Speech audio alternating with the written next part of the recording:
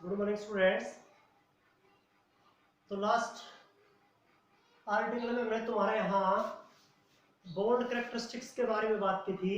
Bond length, bond energy, bond order, bond angle, ये सारी बातें की थी हमने। ठीक है। और इसमें क्या था कि बॉन्ड ऑर्डर से रिलेटेड चीज बताई थी हमने। जितना ज्यादा बॉन्ड ऑर्डर होगा उतनी ही बॉन्ड लेंथ कम होगी और उतनी ही बॉन्ड स्ट्रेंथ ज्यादा होगी। जितनी ज्यादा बॉन्ड स्ट्रेंथ होगी उतनी बॉन्ड एंथैल्पी भी ज्यादा होगी। बस ये चीजें थी आपके पास यहाँ। ठीक है। इसमें एक चीज थी कि जो आइसो इलेक्ट्रॉनिक स्पीसीज होती हैं, आइसो इलेक्ट्रॉनिक स्पीसीज जो होती है ना, which have same number of electrons and same number of bond order, उनका बॉन्ड ऑर्डर भी सेम होता है। जैसे F2 है आपके पास और O2 2 नेगेटिव है। कितने इलेक्ट्रॉन है F2 के पास? एक फ्लोरीन के पास 9, दो के पास 18, दो ऑक्सीजन के पास, एक ऑक्सीजन के पास 8, दो के पास 16, दो नेगेटिव का मतलब दो बार से लिए 16 और 2 18, दोनों के पास 18 इलेक्ट्रॉन है और दोनों के बीच में सेम बॉन्ड ऑर्डर है। FF सिंगल बॉन्ड है। ऑक्सीजन में भी क्या है? ऑक्सीजन के बीच में सिंगल बॉन्ड है। क्यों? क्योंकि एक नेगेटिव चार्ज यहाँ, एक नेगेटिव चार्ज यहाँ है। 6 इलेक्ट्रॉन है इनके पास, दोनों के पास। फ्लोरीन के पास वैलेंस शेल में 6 इलेक्ट्रॉन है, एक एक बॉन्ड ऑर्डर है इनका, सिंगल बॉन्ड है इनके बीच में। फ्लोरीन के बीच में, ऑक्सीजन के बीच में। ये तो आइसो इलेक्ट्रॉनिक स्पीसीज है, इनका बॉन्ड ऑर्डर भी सेम रहता है और इनमें इलेक्ट्रॉन्स के नंबर भी सेम रहते हैं। ये चीज आपके पास ये था। इससे आगे जो चीज है वो हम नेक्स्ट जो आर्टिकल है वो क्या स्टार्ट कर रहे हैं तुम्हारे यहाँ, रेजोनेंस। रेजोनेंस के बारे में बात करेंगे हम। रेजोनेंस, तो रेजोनेंस क्या है? रेजोनेंस बड़े ध्यान से देखना अपने। रेजोनेंस समझना है, बहुत ही अच्छा टॉपिक है ये रेजोनेंस। तो ये रेजोनेंस जो कि बहुत अच्छा इंस्टीट्यूट भी है जेई और नीट के कोचिंग के लिए, ठीक है, सुना भी होगा आपने। उसका नाम भी इसीलिए रखा गया है। तो रेजोनेंस क्या वर्ड है, क्या मतलब है इसका? इसकी डेफिनेशन तो यदि आप समझेंगे तो डेफिनेशन में क्या है कि the single structure of a molecule cannot explain its all the properties. So we need some canonical structure of same energy and same position of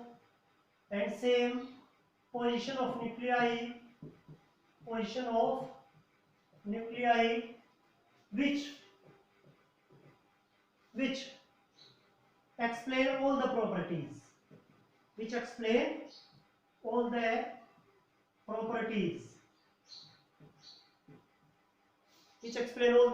properties, and known as resonance hybrid,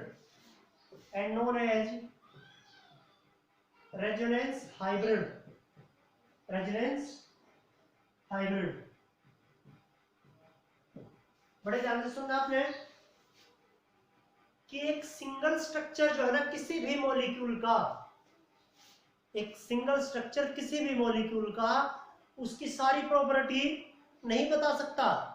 उस molecule की मान लीजिए 100 property है और आपने उसका एक structure लिख दिया, तो एक स्ट्रक्चर उसकी however it explain most of the properties but does not explain all the properties।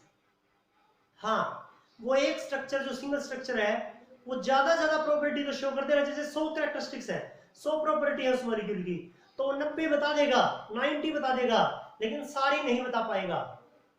इसलिए हमें उसकी सारी प्रॉपर्टी को बताने के लिए, उस मॉलिक्यूल की सारी प्रॉपर्टीज बताने के लिए हमें कुछ एक कैनोनिकल, कुछ एक दूसरे स्ट्रक्चर की जरूरत पड़ेगी जिनकी एनर्जी सेम रहती है, जिनकी जो पोजीशन ऑफ न्यूक्लियाई जो ना उनका सेम रहता है, उन स्ट्रक्चर्स का।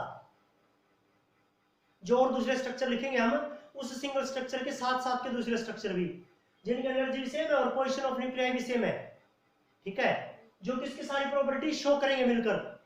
और अब इन स्ट्रक्चर से मिलकर एक स्ट्रक्चर निकलेगा जिसे आप बोलेंगे रेजोनेंस हाइब्रिड, जिसे आप बोलेंगे रेजोनेंस हाइब्रिड। क्या बोलेंगे? Resonance hybrid. ये होगा आपके पास। तो ये रेजोनेंस है। एग्जांपल से समझेंगे आप सारी चीजों को। जैसे स्ट्रक्चर ऑफ ओजोन है, structure of ozone O3, structure of ozone, structure of ozone मतलब O3। O3 का स्ट्रक्चर देखिए, एक ऑक्सीजन एक ऑक्सीजन एक ऑक्सीजन, ऐसे 3 ऑक्सीजन होती हैं।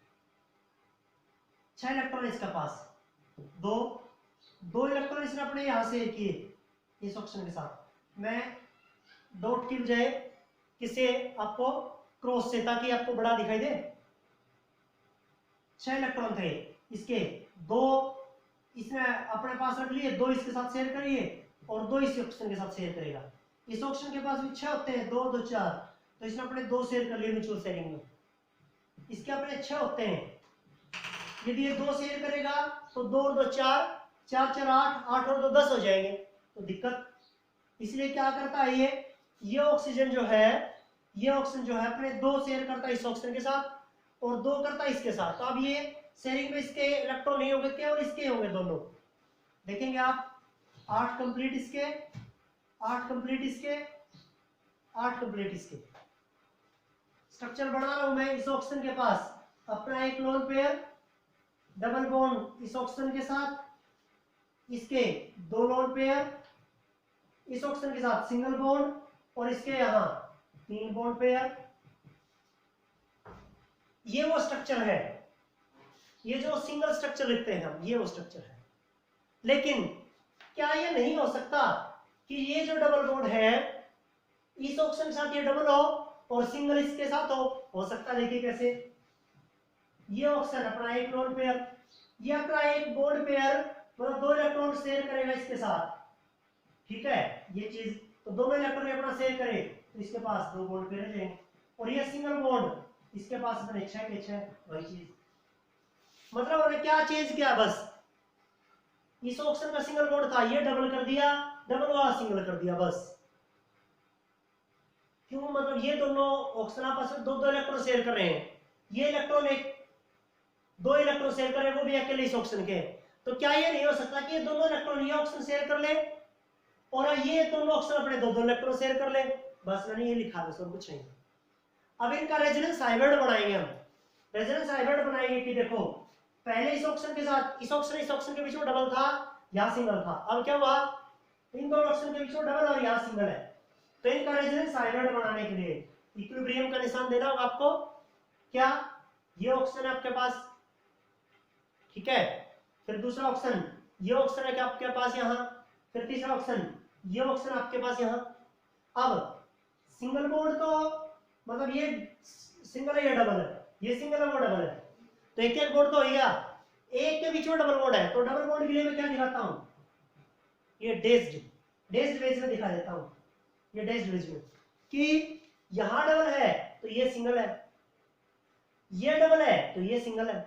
एक डबल और एक सिंगल बॉन्ड है, एक डबल बॉन्ड और एक सिंगल बॉन्ड है। ये क्या है आपके पास, रेजोनेंस हाइब्रिड। इस जो स्ट्रक्चर को आप क्या बोलेंगे, रेजोनेंस हाइब्रिड बोलेंगे, रेजोनेंस हाइब्रिड बोलेंगे। क्या बोलेंगे हम इसे, रेजोनेंस हाइब्रिड। ये रेजोनेंस हाइब्रिड है, ये क्या है, रेजोनेंस हाइब्रिड। अब इस रेजोनेंस का पूरी का पता कैसे चला, मैं इसी मॉलिक्यूल से बताएंगे, ओजोन से ही, कि जब ओजोन में 3 ऑक्सीजन है, 2 ऑक्सीजन के बीच में डबल बॉन्ड है और 2 ऑक्सीजन के बीच में सिंगल बॉन्ड है, तो सिंगल बॉन्ड बड़ा होता है, डबल बॉन्ड छोटा होता है। लेकिन हमने एक्चुअल जब बॉन्ड लेंथ देखा इन ऑक्सीजन के बीच में, तो सेम मिला। ये ऑक्सीजन डबल बॉन्ड जो दिखा रखा है, ये ऑक्सीजन सिंगल बॉन्ड दिखा रहा है, इनके बॉन्ड लेंथ सेम है। यहाँ भी ये ऑक्सीजन सिंगल बॉन्ड है, ये ऑक्सीजन डबल बॉन्ड है, इनकी बॉन्ड लेंथ सेम है। क्यों? क्योंकि ये डबल बॉन्ड किसी भी ऑक्सीजन के बीच में हो सकता है, सिंगल बॉन्ड किसी भी ऑक्सीजन के बीच में हो सकता है, मतलब रेजोनेंस हाइब्रिड। ये बॉन्ड लेंथ सेम है, मतलब ये डबल बॉन्ड से कम और सिंगल बॉन्ड से ज्यादा। इन दोनों ऑक्सीजन के बीच में ये जो बॉन्ड है ये सिंगल से ज्यादा और डबल से कम है। इसमें भी यही है, सिंगल से ज्यादा और डबल से कम है। ये चीज आपके पास, ये चीज आपके पास, ये करना आपको। तो ये बॉन्ड लेंथ सेम है, तब हमें पता लगा कि यहाँ कुछ ना कुछ स्ट्रक्चर में वेरिएबिलिटी है, कुछ स्ट्रक्चर में चेंजिंग है। एक चीज, ये जो रेजोनेंस हाइब्रिड होता है इसकी एनर्जी कम होती है और इसलिए ये स्टेबल स्ट्रक्चर होता है। जिसकी एनर्जी कम वही क्या होगा, स्टेबल। एनर्जी ज्यादा कम स्टेबल, कम एनर्जी ज्यादा स्टेबिलिटी।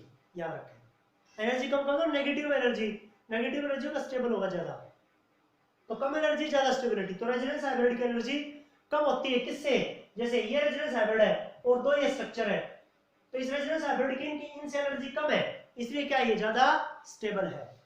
ये चीज आपके पास, ये करना आपको।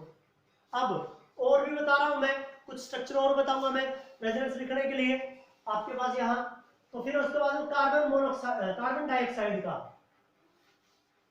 स्ट्रक्चर, फिर अगला रेजोनेंस समझाने के लिए अच्छे से कार्बन डाइऑक्साइड का, कार्बन डाइऑक्साइड,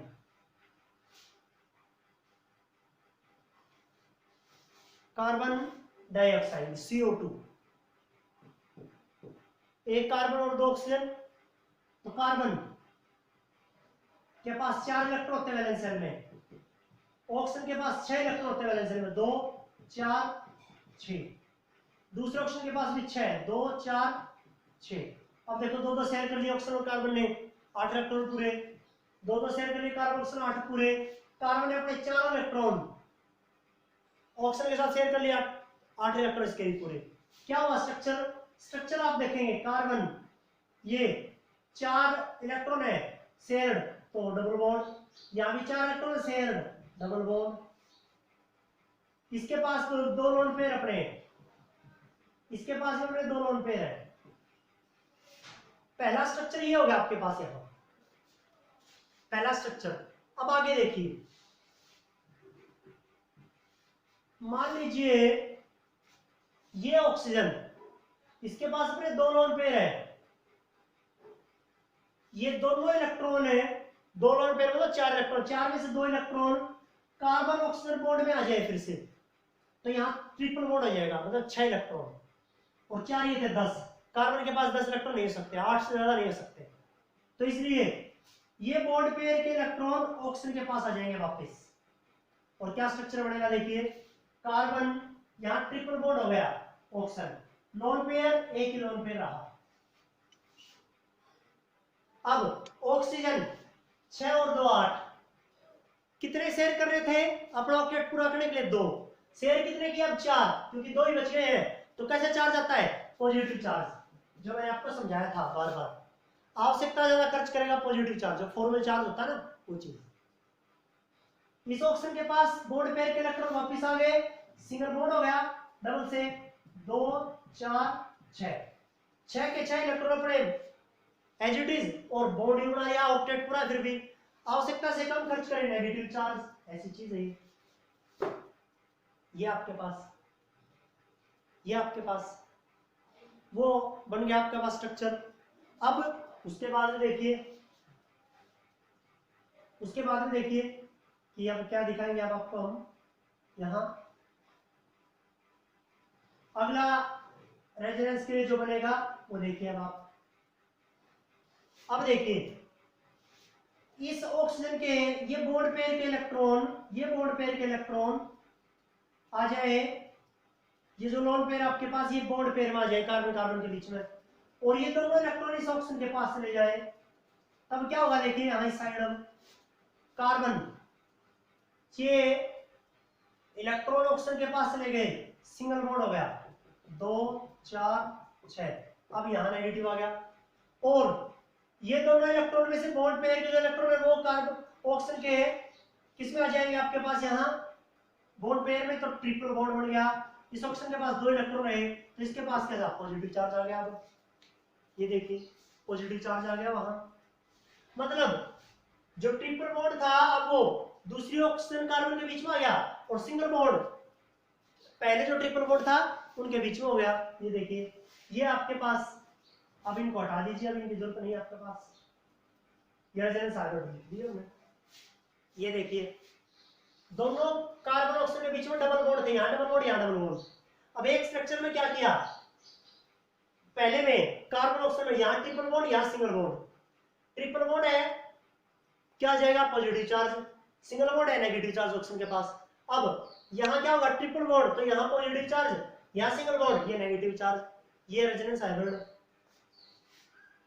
ऐसे ही आपको किसका करना है, कार्बोनेट CO3 अनायन का, कार्बोनेट अनायन का करना है आपको खुद से, कार्बोनेट अनायन का करना आपको खुद से, ये करना आपको, कार्बोनेट अनायन का करना आपको खुद से।